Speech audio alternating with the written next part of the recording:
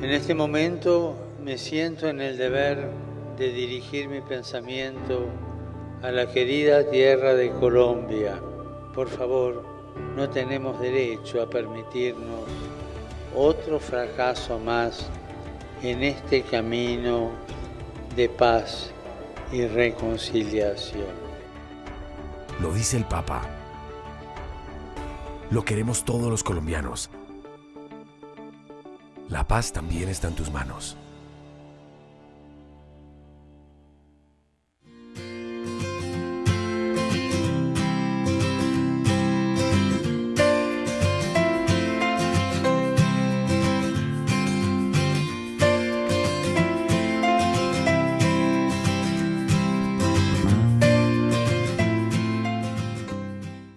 Hola, ¿sabía usted que los colchones Bellaluna son fabricados pensando en su salud? Su espuma de alta calidad no permite puntos de presión y mejora la presión sanguínea. Su simétrica estructura y la perfecta distribución de sus resortes lo convierte en un colchón ortopédico, mejorando y previniendo posibles problemas de columna vertebral.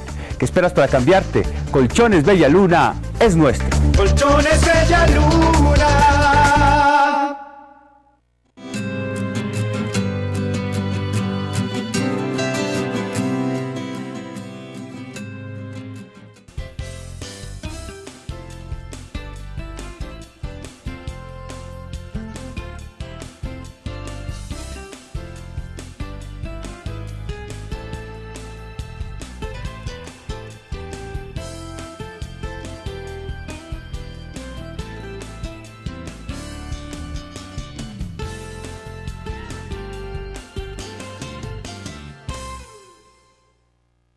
En este momento me siento en el deber de dirigir mi pensamiento a la querida tierra de Colombia.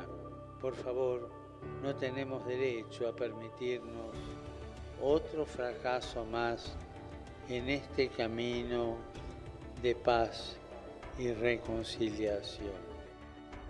Lo dice el Papa. Lo queremos todos los colombianos. La paz también está en tus manos.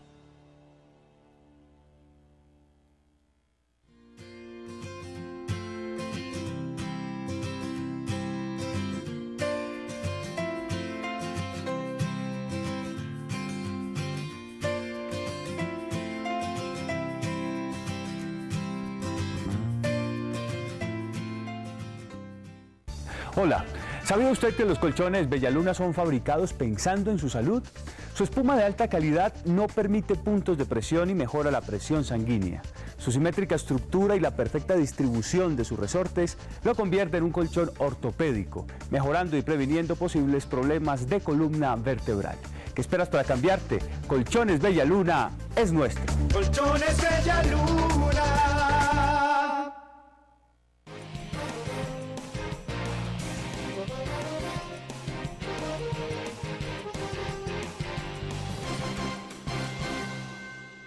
Este programa es patrocinado por Colchones Bellaluna.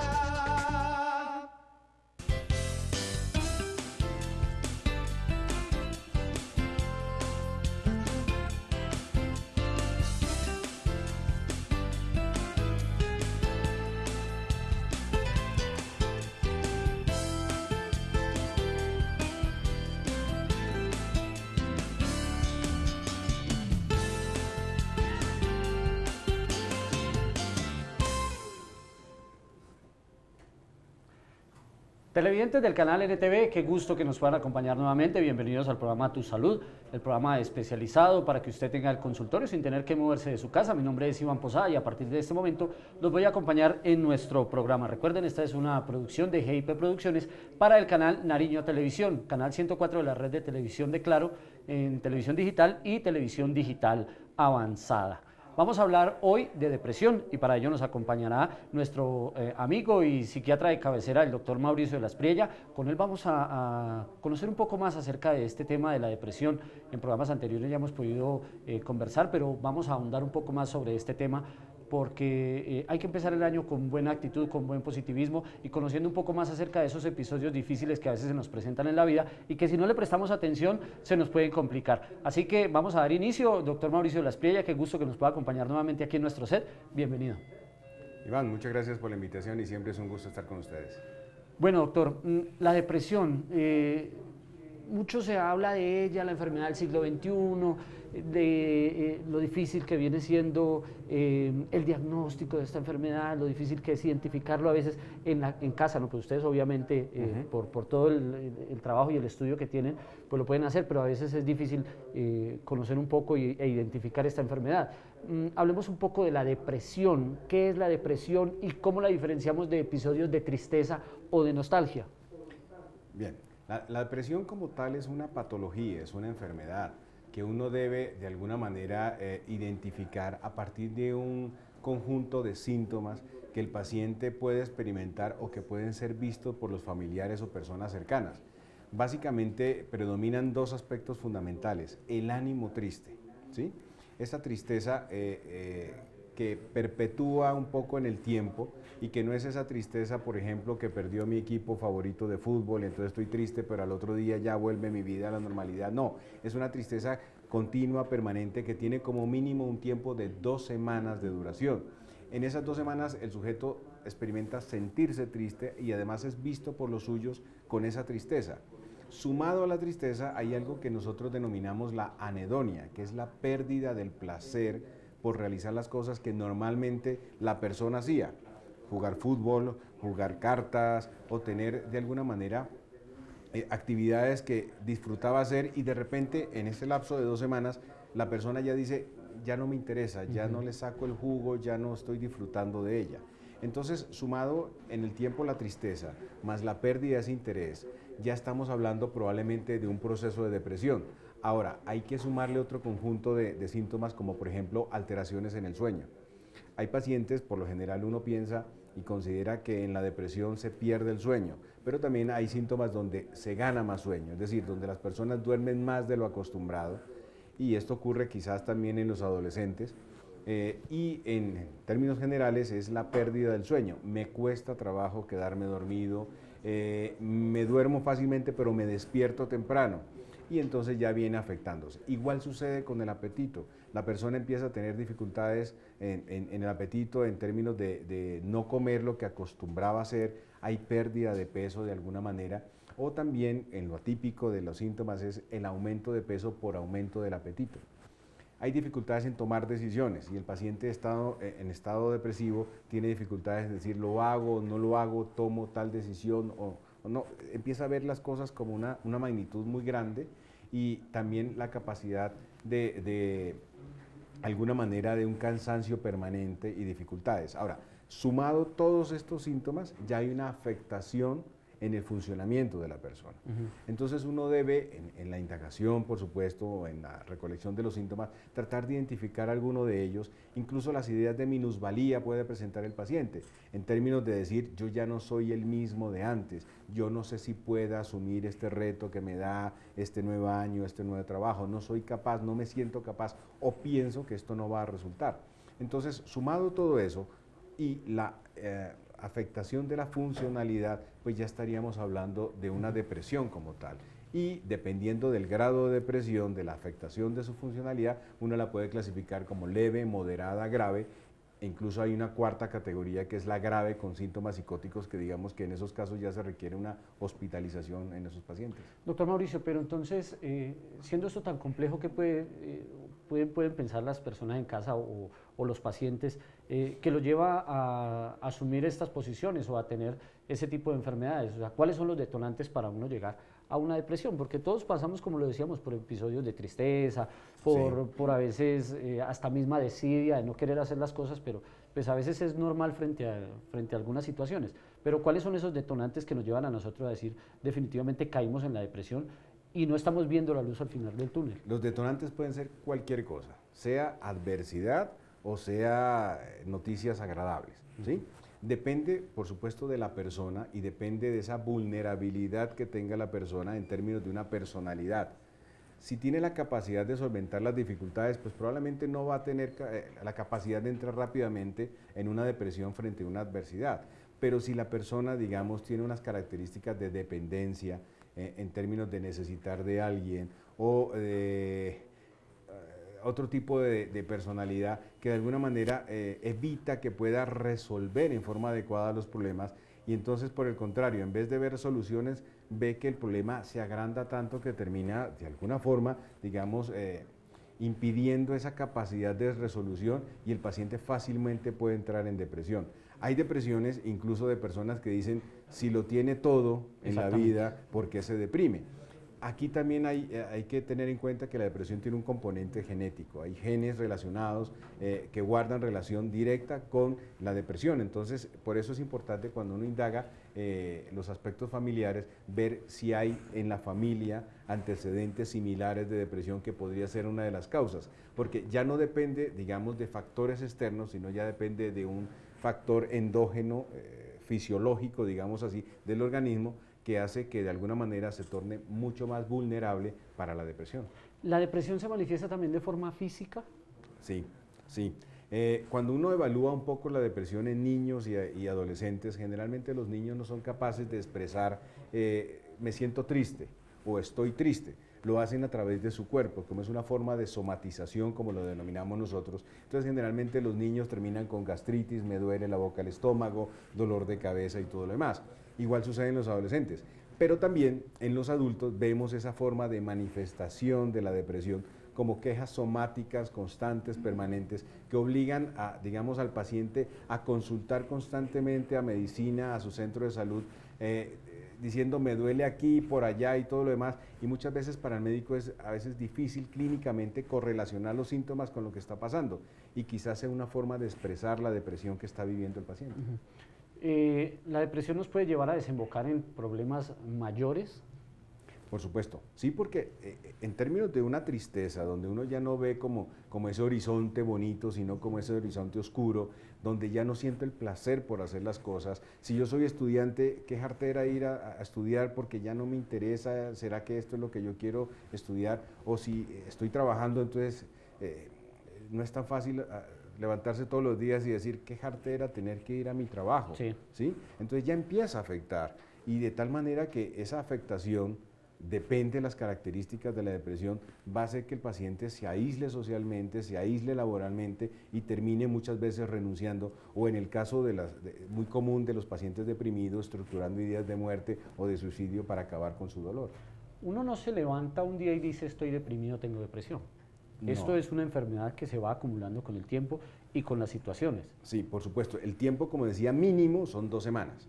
¿Sí? Entonces, yo me puedo sentir triste hoy. Yo digo, bueno, yo puedo esperar que mañana... quiero trabajar hoy, qué pereza. Qué jartera, está haciendo frío, no quiero ir, estoy con gripa, o cualquiera de esas cosas. Pero quizás al otro día uno dice, bueno, ya pasó, tengo aires nuevos, voy a hacerlo. Pero si uno nota que ayer estaba mal, hoy estoy mal, mañana voy a seguir mal, y completo un mínimo de 2 semanas, entonces yo digo, oiga, esto ya no es normal en mí, y por más que la gente me pueda decir, ponga de su parte, el depresivo sabe que no es cuestión de poner de su parte, porque tiene toda la buena intención de mejorar, pero se siente acabado. ¿Y entonces cómo va a buscar ayuda si a veces ni siquiera se está dando cuenta porque se cega por la misma Bueno, situación probablemente en la que el paciente no se da cuenta de lo que está viviendo, sino son los que lo rodean. Entonces la gente, su familia termina diciendo, oiga, ya no habla como hablaba antes, ya no comparte como compartía con nosotros. Esos son, digamos, como los principales síntomas. Sí, claro, y ya, por lo menos ya no interactúa, sino que se lo pasa mirando el suelo, como pensativo, ¿sí? Aislado totalmente, ya no sale a jugar, ya no hace las actividades que normalmente hacía. Uno le dice, vamos a tal sitio, no, ya no quiero ir, cosas como esas. Entonces ya empieza a notar la familia que hay algo. ¿Sí? Que las personas estén continuamente, por decir algo, o las personas estén continuamente o tengan episodios de llanto, ¿quiere decir también que de pronto están atravesando un problema de depresión? Bueno, habría que no tener una relación directa entre el llanto y la depresión. Porque eso es lo que normalmente... Sí, claro, hay personas extremadamente sensibles que con ver una película está llorando, o con ver una escena en el noticiero de una situación muy difícil... Pero no quiere decir que sea depresivo. No necesariamente tiene que ser depresivo. Es decir, el llanto es una expresión de la emoción de una situación que está sucediendo allá. Ahora, si asociamos la tristeza con el tiempo que estamos hablando y una digamos, la habilidad afectiva constante, que llora por nada o llora por mucho, pues entonces ya estamos sumando esos síntomas para establecer una depresión. Bueno, yo creo que en esta parte ahora de nuestro programa nos centremos un poco en el tema de los episodios depresivos en adultos mayores. Mucho se ha asociado, se dice mucho que tiene que ver el tema de la edad con la depresión, y es normal creer que porque se está en estado avanzado de edad se debe sufrir episodios depresivos. Lo que pasa es que cuando uno va creciendo en años, las cosas también van cambiando. Me explico, uno cuando es joven pues no tiene patologías crónicas como hipertensión arterial, diabetes, artritis o insuficiencia renal o alguna de esas cosas. Cuando llegan los años, en personas mayores de 60 años, pues ese tipo de patologías con características crónicas ya afectan de alguna manera el estilo de vida de la persona. Y entonces la persona se ve limitada en su funcionamiento y entonces termina diciendo, es que yo antes podía salir a caminar, ahora ya no puedo. Antes yo podía hacer tal cosa, ahora ya no puedo. Ya no estoy sirviendo, ya no estoy funcionando. Entonces esos cambios generados por enfermedades o por la misma edad o la limitación hace que la persona de alguna manera, dependiendo cómo confronte la situación, termina no aceptando el cambio de estilo de vida o sus años que han llegado, sino como luchando y anclándose un poco en el pasado donde antes sí podía y ahora no, y es muy probable que a partir de ahí pueda estructurar, digamos, un episodio depresivo sumado a todas ese tipo de situaciones. Eso quiere decir que entonces podemos estar anclados a sufrir todas las personas episodios depresivos en nuestra edad adulta mayor. Bueno, teóricamente se puede dar. Ahora, tenemos que prepararnos para llegar a ser viejos. Uno no piensa que pueda llegar a ser viejo, pero todos de alguna manera, bueno, no todos, algunos se van antes de tiempo, pero generalmente en nuestra sociedad hoy tenemos una expectativa de vida mucho más larga. De hecho van a subir la edad de pensión.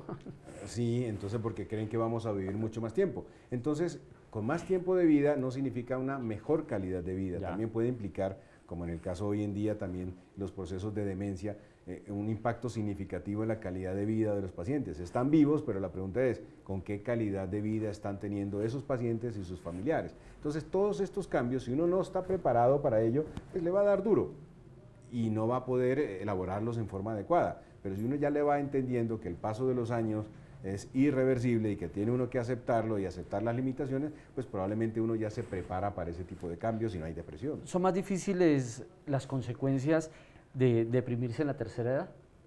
Digamos que los síntomas también son diferentes en la tercera edad. Más que el ánimo triste, que también se puede presentar, es un poco la irritabilidad del anciano, del adulto mayor, frente a lo que está pasando. Y a veces ellos no lo pueden elaborar en forma adecuada, asimilar esos cambios y terminan muchas veces con episodios depresivos graves en ellos. Bueno, vamos a hablar ahora de los jóvenes, que desafortunadamente se presentan muchos episodios de depresión en el departamento de Nariño, y muchos de los índices de suicidio, según algunos estudios, se ven reflejados o se ven encadenados con personas que han sufrido de episodios depresivos y terminan quitándose la vida. Hay que decir que desafortunadamente el departamento de Nariño es uno de los departamentos que mayor índice de suicidios o intento de suicidio tiene en Colombia, y esto preocupa también a las autoridades. En los jóvenes, ¿por qué está marcada el tema de la depresión y de llegar a pensar hasta en quitarse la vida? Bueno, en el tema específico de los adolescentes hay que entender muchas veces que el contacto que tiene con los equipos de salud mental es cuando ya se ha producido un intento de suicidio como tal, y es deber del equipo de salud intentar identificar qué es lo que lleva al intento de suicidio.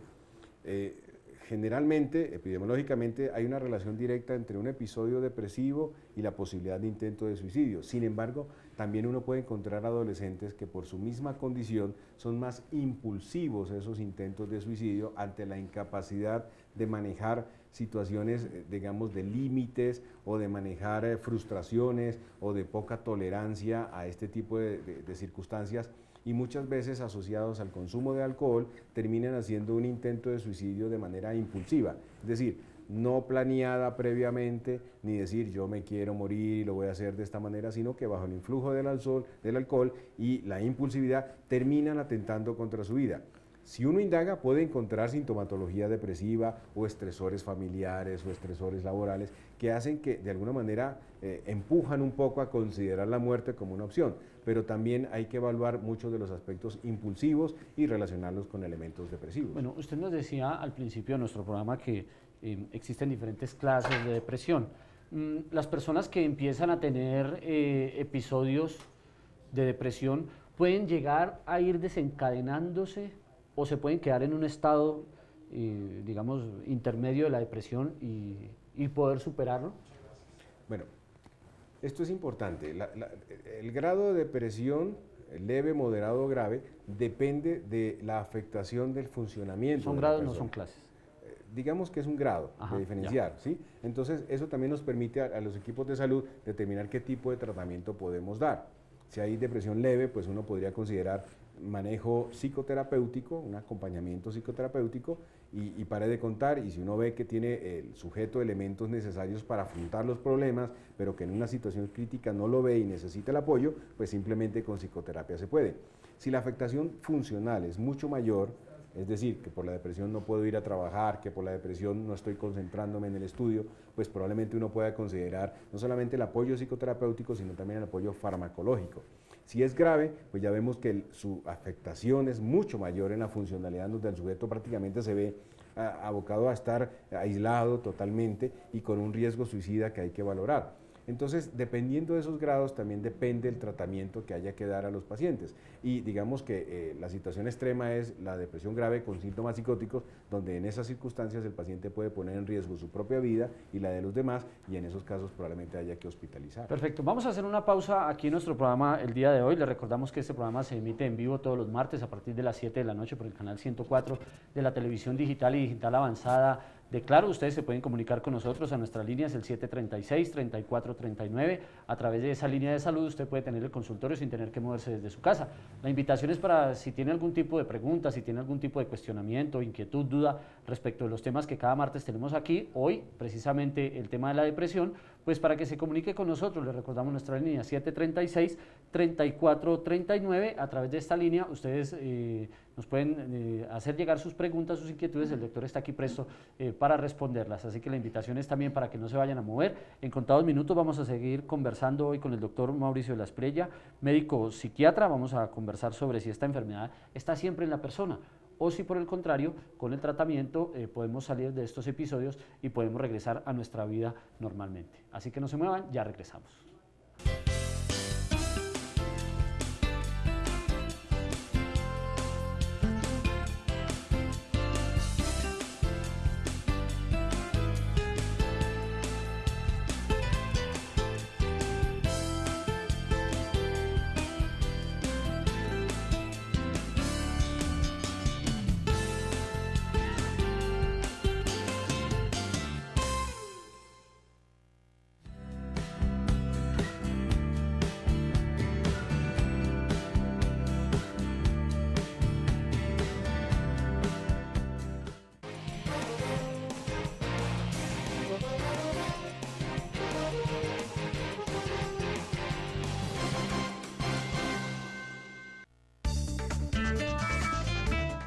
Colchones Bellaluna, catalogada como una de las empresas de mayor desarrollo y proyección del suroccidente colombiano.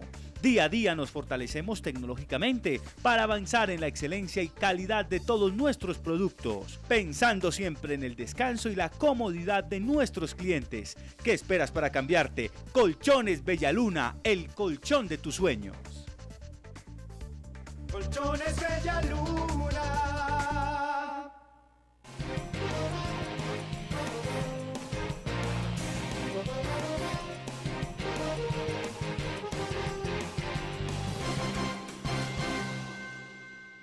En este momento me siento en el deber de dirigir mi pensamiento a la querida tierra de Colombia.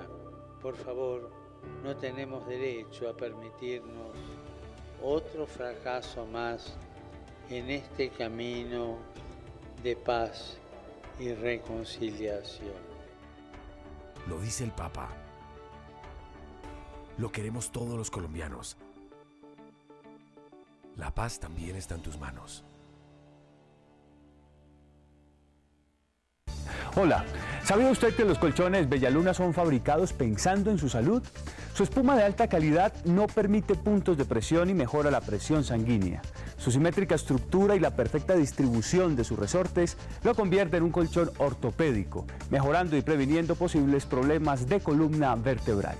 ¿Qué esperas para cambiarte? Colchones Bellaluna es nuestro. Colchones Bellaluna.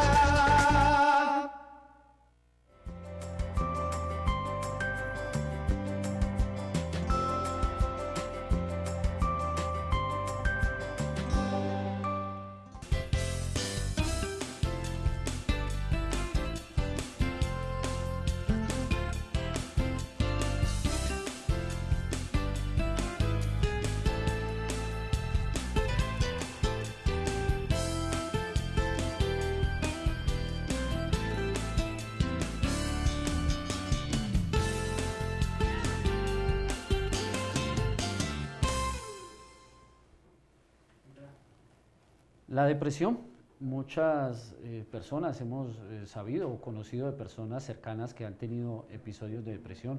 Mucho se habló cuando hubo una difícil situación en la ciudad de Pasto, cuando el tema de la aparición de las pirámides, los episodios depresivos por no alcanzar lo anhelado, las metas deseadas, por sentirse robado, por sentirse tumbado, por el tema de la culpabilidad, frente a haber querido obtener muchas de las cosas de manera fácil, no alcanzar los objetivos, no tener presente o muy claro a veces muchas de las cosas que queremos en nuestra vida nos llevan a veces a no sentirnos bien con nosotros mismos, pero el problema está en que cuando esto dura más de 15 días, como lo decía nuestro invitado el día de hoy, el psiquiatra Mauricio de la Espriella, pues entonces debemos empezar a preocuparnos porque los episodios depresivos definitivamente nos nublan, por poner una palabra coloquial, muchos de nuestra vida, de los logros que queremos, de los alcances que tenemos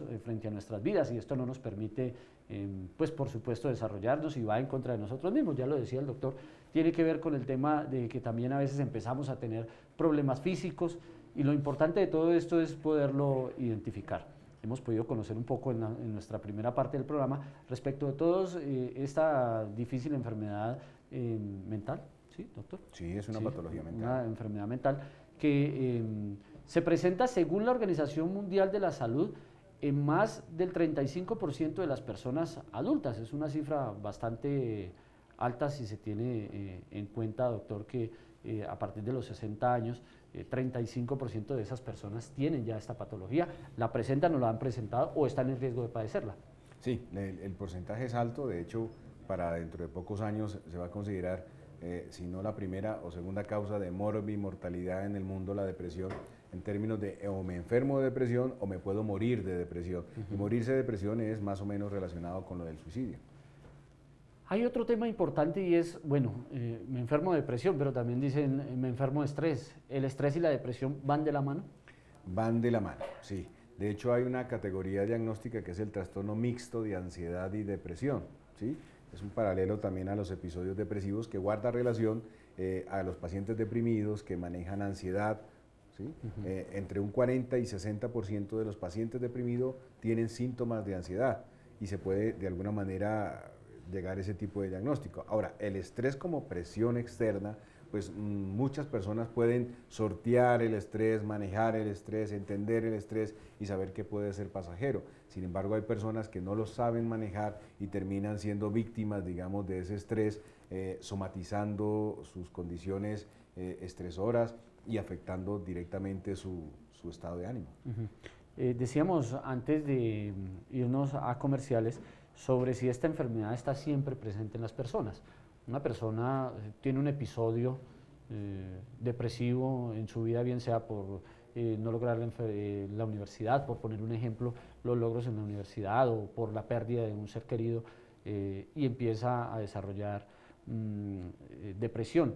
Pero entonces digamos que puede salir de ella con tratamiento, como usted ya lo había dicho, y la persona está libre, limpia, sana, o por el contrario puede volver a presentar este tipo de situaciones y de episodios depresivos. Bueno, de hecho hoy en día se puede considerar la depresión como una patología crónica. ¿Qué quiere decir esto? que si no hay el cuidado adecuado o tratamiento adecuado o seguimiento adecuado de los pacientes con depresión, existe la posibilidad de recaer constantemente en nuevos episodios depresivos. Por eso es importante, ante la detección de un primer episodio depresivo, asistir a los equipos de salud mental, a psicología, psiquiatría, que permitan de alguna manera identificar si lo que estamos viendo es un episodio depresivo y si amerita un tratamiento, identificar qué tipo de tratamiento. Al cumplir el término de tratamiento, pues permitir que el paciente vuelva nuevamente a su funcionalidad y de alguna manera dar recomendaciones para que en situaciones adversas o no, el paciente sepa identificar cuándo pueda considerar que ha recaído nuevamente para poder dar el tratamiento. Bueno, vamos a meternos un poquito en el tema de los mitos y las verdades, y no sé si esto puede llegar a ser un mito o una verdad. Y se cree que las personas que se consideran débiles, retraídas, introvertidas, son más propensas a sufrir depresión, ¿o no es así? Bueno, es un factor, el aislamiento social, la dificultad de desarrollar las habilidades sociales en términos de interacción con otras personas generan frustración. Y esa frustración termina estructurando ideas de minusvalía, yo no soy capaz, los otros sí pueden conquistar muchachas, yo no, entonces yo qué estoy haciendo en este mundo. Entonces, en la medida que estas cosas se vayan dando, pues por supuesto la sintomatología depresiva puede surgir y mantenerse y agravar el cuadro de este tipo de pacientes. Hay otra situación que ahora que usted menciona, agravar el cuadro, tiene que ver con lo que se viene hablando ahora en los muchachos, en las universidades, en los colegios y hasta en los preescolares con el tema del bullying. ¿Eso también detona el tema de la depresión frente a la depresión en los niños? Sí, porque impacta directamente sobre la autoestima de la persona, ¿sí? Porque siempre me la montan, porque siempre me ponen el apodo, porque siempre me empujan, me golpean, porque soy víctima de esta situación. Entonces la persona termina minimizándose alrededor de los demás, teniendo en cuenta que todos somos iguales, pero para esa persona, debido al ambiente, termina pensando que no tiene sentido estar allí y que quizás que lo que dicen los demás tiene razón y termino yo pensando que no es bueno que yo esté allí, que no debería estar allí, e inmediatamente también la sintomatología depresiva puede estar asociada a este tipo de personas producto de este matoneo. Hay otro factor, y usted bien lo decía, el tema de la alimentación. La alimentación o las, digamos, sí, la alimentación tiene que ver también en el tema de la depresión. Hay personas que sufren trastornos alimenticios por el tema de la depresión. Bueno, habría que ver ciertas cosas, dividir en dos esta pregunta. Una, no existen alimentos que directamente contribuyan a mantener un estado de ánimo adecuado en términos de la teoría de los neurotransmisores, específicamente, por ejemplo, la serotonina. Sí. Entonces, la serotonina uno la puede aumentar consumiendo chocolate o consumiendo banano, pero realmente uno necesitaría comerse demasiado chocolate y demasiado banano para tener una ínfima cantidad de serotonina. Realmente es el funcionamiento cerebral y una buena alimentación favorece a que todo esté funcionando bien. A eso iba yo, porque no quiere decir entonces que no, pues que estoy deprimido, entonces te traen unos chocolates y te traen unos bananos y entonces ya vamos a cambiar. No, probablemente el chocolate es la expresión de decir, me caes bien y tú eres importante para mí y eso hace que uno se sienta mucho mejor. ¿Sí? Pero digamos más que el azúcar. Más que el azúcar. Entonces, y en los trastornos de alimentación, llámese bulimia o anorexia, digamos que también hay que evaluar otros aspectos porque no solamente los pacientes pueden tener una sola patología mental. En nuestra profesión uno puede no solamente detectar una, pero también tiene que ir sospechando otras, porque la comorbilidad, que es esa posibilidad de que una persona tenga más de una enfermedad psiquiátrica, está allí. Entonces muchas veces en un trastorno de alimentación uno puede encontrar episodios depresivos, pero también puede encontrar trastornos obsesivos compulsivos, ¿sí? Y otro tipo de patologías que hay que indagar, porque no siempre, muchas veces las patologías van solas. Bueno, ahora que habla usted de soledad, ¿cómo deben ser las relaciones con la familia? De estrecha comunicación, ¿sí? Permitir esa habilidad de comunicar lo que estoy sintiendo sin que alguien me diga cállese, no me interesa, sino decir cómo te fue hoy, cómo estás, cómo te sientes. De alguna manera los padres pueden monitorizar a sus hijos alrededor de la conversación y qué mejor que los espacios para hacer lo que es o bien el desayuno, el almuerzo, de la cena o los espacios que puedan sacar para poder ampliar el conocimiento de cada uno de los miembros de la familia y no ser como islas independientes bajo un mismo techo, porque entonces no tendría sentido haber conformado una familia. Pero sucede mucho, ¿no?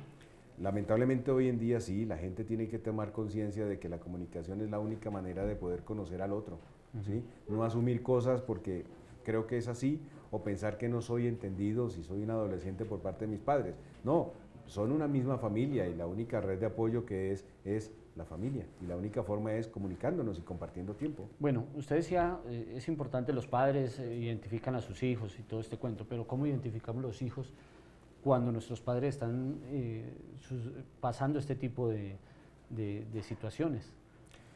Bueno, generalmente uno puede ver un poco la conducta irritativa que puedan tener los padres por lo que está pasando.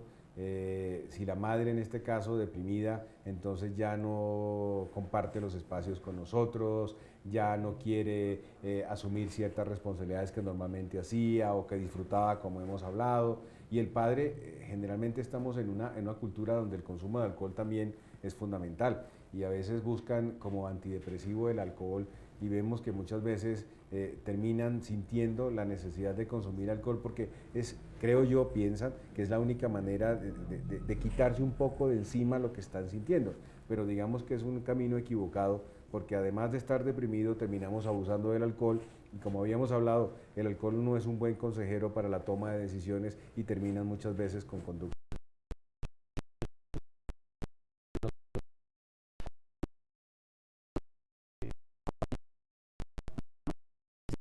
Como se dice, el argot popular, entonces llevémonoslo a beber. Sí, claro, sí, pues lo hace. La cultura lleva e impulsa este tipo de consumo para tratar de mejorar. Ahora, como, entre comillas, antidepresivo lo utilizan, sino también otros pacientes que pueden cursar con fobia social, con dificultades de ansiedad frente a la interacción social. El alcohol sirve de alguna manera como para desinhibirse, sí, y ser lo que realmente desearían ser, pero no lo pueden hacer en sano juicio. Entonces, digamos que el alcohol, si no se utiliza en forma adecuada, en los momentos adecuados, no es un buen consejero. Bueno, ¿en qué momento entonces se debe iniciar con el tratamiento o las visitas con el psiquiatra o con el psicólogo para el tema de la depresión? Cuando de alguna manera las actividades iniciales, cuando se ven afectadas y vemos que mi concentración no es la adecuada, que pienso que no voy a poder frente a lo que se me viene por delante en mi vida como proyecto de vida, que estoy muy sensible afectivamente, que no estoy durmiendo en forma adecuada y al otro día estoy cabeceando en el trabajo, en el estudio. Entonces yo digo, bueno, hay que buscar mejorar esos síntomas para que la persona vuelva a retomar su funcionamiento previo. Allí es donde tienen que buscar. Ahora, no necesariamente tienen que buscar al psiquiatra o al psicólogo, simplemente es poder expresarle eso a su médico de cabecera o a su consejero. Incluso muchos pacientes van a los padres, a los curas, y expresan un poco ello, y afortunadamente muchos de ellos, tanto los médicos generales como muchas otras personas, ya empiezan a identificar y canalizan de alguna manera, de acuerdo a las características, a los que trabajamos en salud mental. Precisamente, ¿cuál es el tratamiento para estas personas? Depende. Como habíamos dicho al principio, si es leve uno puede considerar apoyo psicoterapéutico. ¿Sí? Si es una situación puntual que está afectando, entonces buscar salida, alternativas donde sea el paciente quien las tome. No necesariamente uno quiere decirle haga esto. No, es simplemente también el trabajo nuestro es rescatar esas habilidades o fortalezas que pueda tener el paciente para poder resolver sus problemas, y a partir de ahí podrá resolver los otros. Si las cosas no funcionan de esa manera y el compromiso, como habíamos hablado, es mayor, pues uno puede considerar el uso de antidepresivos. Antidepresivos, hoy en día tenemos una gama variada de antidepresivos que uno puede acompañar tanto antidepresivos como psicoterapia. En un término, hoy en día estamos hablando de un manejo entre 6 meses como mínimo hasta 1 año de tratamiento farmacológico.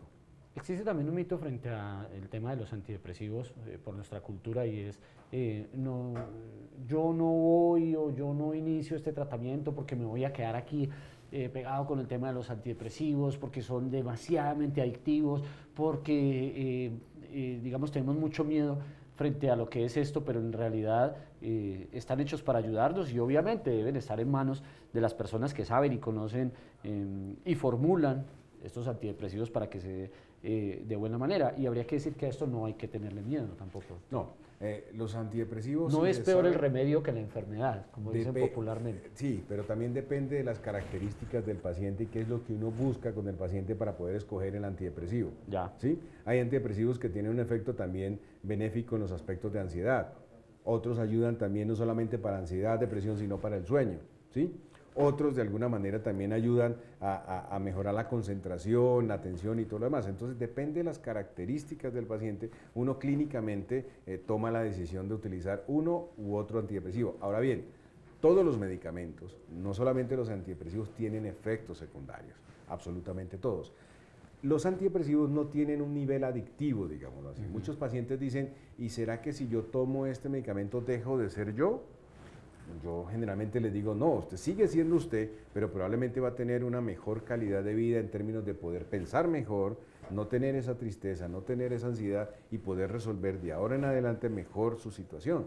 Entonces, los antidepresivos no son adictivos, pero siempre algunos tienen efectos secundarios, que es deber de uno poderlos explicar y decirlos para que el paciente generalmente no se asuste o esté considerando otro tipo de patología asociada. Entonces, depende del paciente, de sus características, uno puede utilizar los antidepresivos. Doctor, usted decía, bueno, la calidad del sueño es importante también en el tema del tratamiento de la enfermedad. Digamos que para quienes están en casa, y ¿cómo podemos expresarles o decirles, mire, tener una buena calidad de sueño es que usted se acuesta a dormir y se levanta al otro día a las 7 de la mañana o a las 6 de la mañana y no tiene episodios de que se está despertando cada media hora, uno siente que una persona o una presencia está ahí encima todo el momento y no lo deja conciliar su sueño? Bueno, para eso lo primero que uno debe recomendar es la higiene del sueño. Y la higiene del sueño uno recomienda que los pacientes en lo posible no coman cosas pesadas en la noche, traten de limitar mucho el líquido en la noche y si van a acostarse, pues por favor ir al baño, evacuar vejiga para no tener que levantarse en la noche, no tomar bebidas con alto contenido de estimulantes como es el café, la cafeína, generalmente no hacer ejercicios durante la noche, ejercicios extremos, porque en el ejercicio extremo se libera endorfinas y eso lo mantiene uno despierto. Procurar no hacer siesta a mediodía, ¿sí? Porque eso puede afectar notablemente el sueño en la noche. Y tratar de hacer una actividad física, ojalá en la mañana. Eso garantiza de alguna manera que el paciente pueda dormir. Ahora, lo que interesa en esto, independientemente del tiempo de sueño, es que la calidad de sueño sea lo suficientemente satisfactoria para el paciente. Que haya descanso. Sí, que me levante sintiéndome que he dormido, que tengo un sueño reparador. ¿Sí? No como puede suceder que es que me puedo despertar muchas veces en la noche y aunque pueda quedarme dormido, aún tengo esa sensación de que no he dormido. Hay otra cosa importante en este tema y es, bueno, me acuesto con una preocupación, ¿cierto? O tengo una preocupación que me está llevando a sentirme triste o a sentirme ensimismado y a no sentirme productivo frente a lo que yo estoy haciendo. Me acuesto con ella y resulta que me levanto peor. Bueno, la idea es, volviendo al tema de la comunicación, si yo tengo una familia y estoy casado, pues no debo acostarme con una preocupación. Probablemente debo buscar la ayuda de mi pareja para que al compartir mi preocupación pueda yo... Estemos preocupados los dos y no... Poder preocuparse los dos, no, es buscar alternativas de solución entre dos, ¿sí? Entonces de esa manera uno puede recibir el apoyo de otra persona, ¿sí? Sí. Pero también entendiendo de que la preocupación es uno trata en lo posible de decir, bueno, hasta dónde esas preocupaciones invaden mi vida como tal, o por el contrario, algún paciente me decía, doctor, si tengo solución a mi problema, ¿de qué me preocupo? Y si no tiene solución también, ¿de qué me preocupo? Entonces yo le digo, bueno, sí, la idea es que no se preocupe, que pueda estar tranquilo para enfrentar el problema. Bueno, cuando una persona con depresión afronta episodios depresivos, bien sea en su niñez, en su juventud, puede desarrollarlo en otras etapas de la vida. Estamos, digamos, nos picó el bichito y entonces estamos ahí, siempre en un círculo vicioso. Sí, es importante de alguna manera que el paciente no solamente reconozca cuando tiene depresión, sino que también tenga un acompañamiento adecuado de un equipo de salud mental. Es decir, el psiquiatra de cabecera, por así decirlo, y que de alguna manera el paciente, cuando sienta que de alguna manera hay posibilidades de recaída en depresión, poder tener el acompañamiento de su terapeuta para evitar posiblemente recaídas marcadas. Simplemente con un acompañamiento psicoterapéutico las cosas pueden mejorar y evitar recaídas en este tipo de pacientes. Bueno, vamos a hacer una nueva pausa aquí en nuestro programa, ya para volver a dar conclusión a nuestro programa hoy aquí en el programa Tu Salud. Recuerden, todos los martes en vivo a partir de las 7 de la noche, con repetición el próximo jueves de 9 a 10 de la noche y el sábado de 10 a 11 de la noche, con los temas de salud que a ustedes les interesan conocer. Recuerden, este es el consultorio que ustedes tienen sin tener que moverse de su casa, simplemente lo tienen en la señal del canal NTV en su mano, en su control, y por supuesto también a través de nuestra línea telefónica, el 736-3439. Vamos a hacer una pausa y regresamos.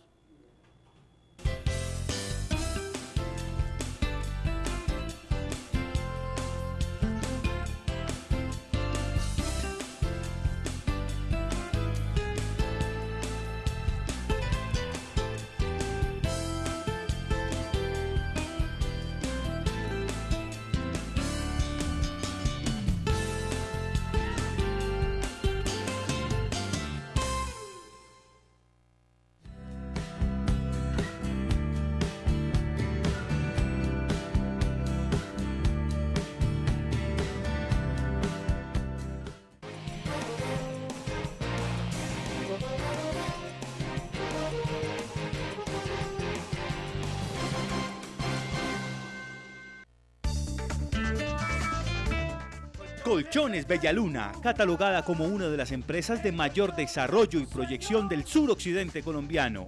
Día a día nos fortalecemos tecnológicamente para avanzar en la excelencia y calidad de todos nuestros productos, pensando siempre en el descanso y la comodidad de nuestros clientes. ¿Qué esperas para cambiarte? Colchones Bellaluna, el colchón de tus sueños. Colchones Bellaluna.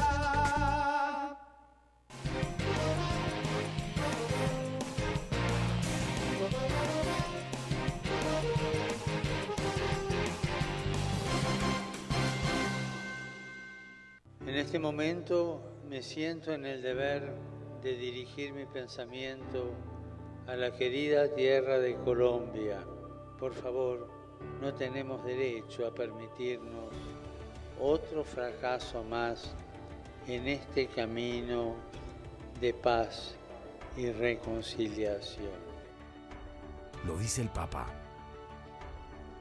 Lo queremos todos los colombianos.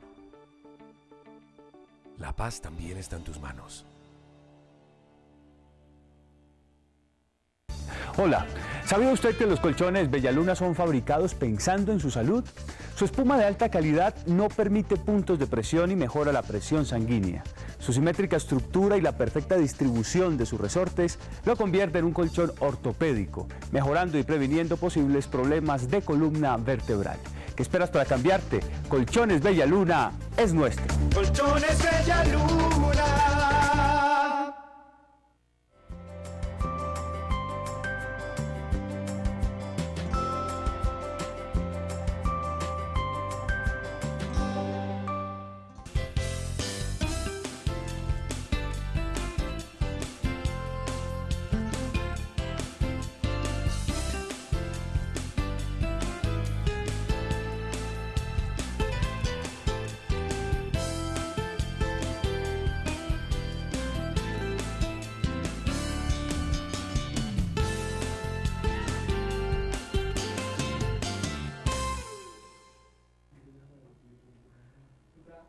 Bueno, estábamos hablando aquí, doctor, el tema de la depresión y la vida ideal, ¿no? Entonces, a veces, digamos que nos frustramos porque tenemos muchos, ¿qué se dice? No paradigmas, como ejemplos a seguir, y entonces esa es nuestra vida ideal, la que debemos vivir, y nos enfrascamos en eso que muchas veces nos dicen los medios de comunicación, que nos dicen los estereotipos de cómo debemos vivir nuestra vida, y no alcanzar eso que creemos que realmente es lo que deseamos para nuestra vida, nos lleva también a afrontar estos episodios depresivos. Sí, lo que pasa es que mucha gente, a partir de la presión externa, de los medios de comunicación, del consumo y muchas otras cosas, establece una vida ideal, y es lo que muchos queremos o pretendemos llegar, pero muchos también se olvidan de la vida real, que es lo que tenemos. Entonces, si vivimos una vida que todavía no ha llegado, y desconocemos la que tenemos, pues probablemente no vamos para ningún lado. Entonces, parte de disfrutar la vida es entender qué es lo que tenemos y con quién lo tenemos para poder disfrutarlo.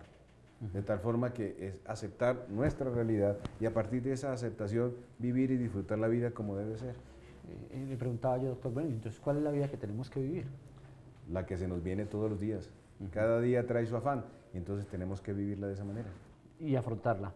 Adaptarnos, diría yo, de alguna manera, no en términos de resignarnos, sino de saber que la vida es fluctuante, que la vida es cambiante y que hoy que estamos aquí, mañana estamos allá, pero la idea es que si estoy aquí la disfruto y si estoy allá también tengo que disfrutarla, con todos los estresores que pueda tener o con todas las felicidades, pero la vida es esa.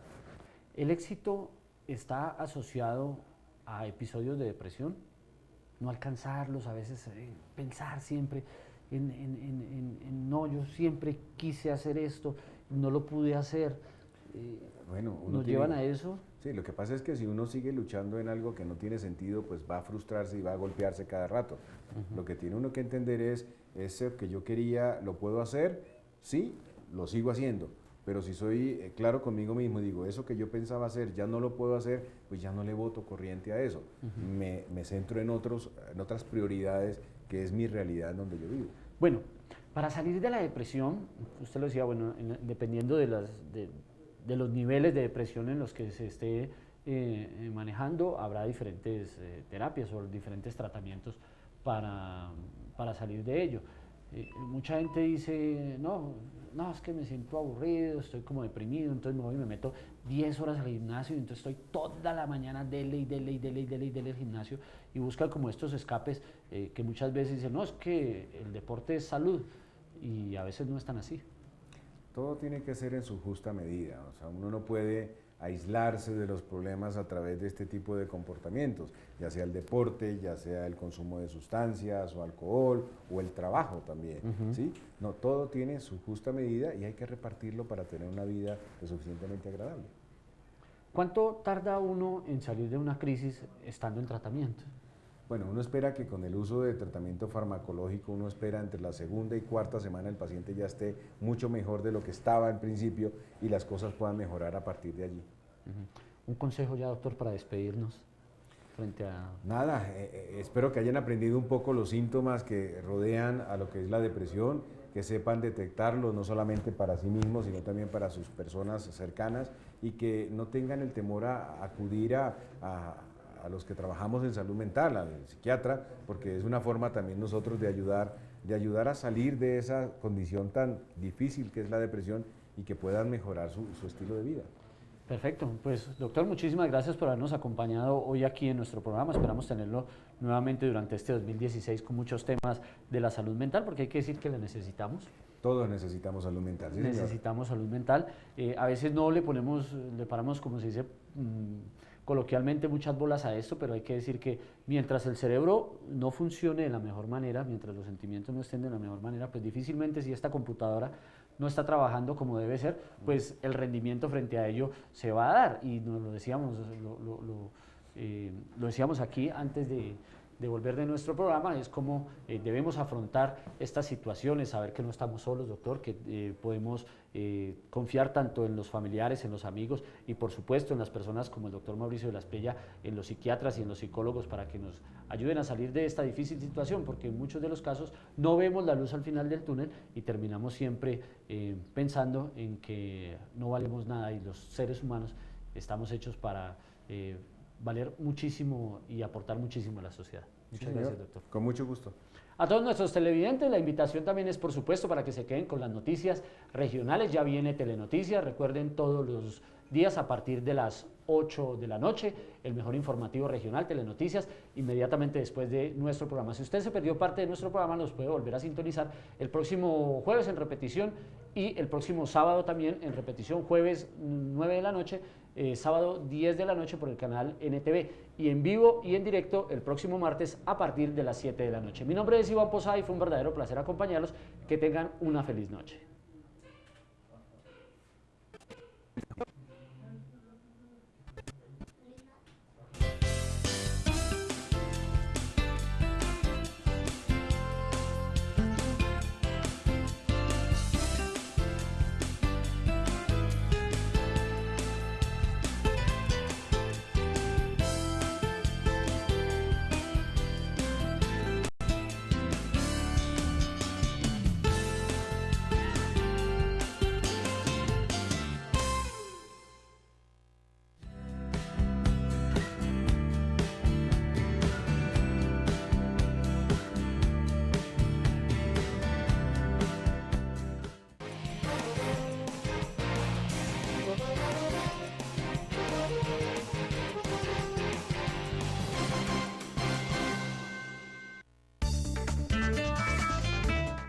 Colchones Bellaluna, catalogada como una de las empresas de mayor desarrollo y proyección del suroccidente colombiano.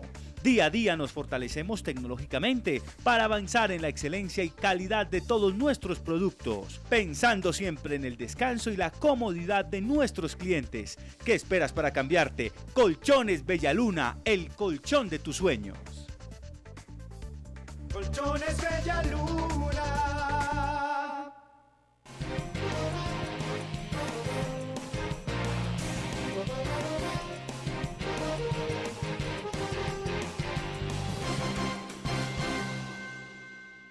En este momento me siento en el deber de dirigir mi pensamiento a la querida tierra de Colombia. Por favor, no tenemos derecho a permitirnos otro fracaso más en este camino de paz y reconciliación. Lo dice el Papa. Lo queremos todos los colombianos. La paz también está en tus manos. Hola, ¿sabía usted que los colchones Bellaluna son fabricados pensando en su salud? Su espuma de alta calidad no permite puntos de presión y mejora la presión sanguínea. Su simétrica estructura y la perfecta distribución de sus resortes lo convierte en un colchón ortopédico, mejorando y previniendo posibles problemas de columna vertebral. ¿Qué esperas para cambiarte? Colchones Bellaluna es nuestro. Colchones Bellaluna.